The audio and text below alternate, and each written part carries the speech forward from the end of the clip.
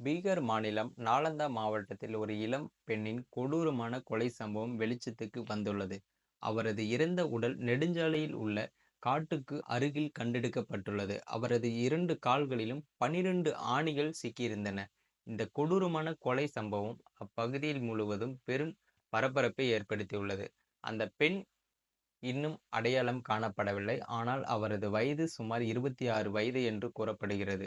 இந்த கொலை தொடர்பாக கிராம மக்களிடையே பல வகையான ஊடகங்கள் எழுந்துள்ளன. சிலர் இதை சூனியத்துடன் தொடர்பு படுத்துகிறார்கள். மற்றவர்கள் சிகிச்சையின் போது அந்த பெண் இறந்திருக்கலாம் என்றும், போலீசார் வழக்கை தவிர்ப்பதற்காக உடல் இங்கு வீசப்பட்டிருக்கலாம் என்றும் நம்புகிறார்கள். இறந்தவரின் ஒரு கையில் கட்டு இருந்ததாகவும், அவர் சிவப்பு நிற நைட்டி அணிந்திருந்ததாகவும் கிராம மக்கள் தெரிவித்தனர்.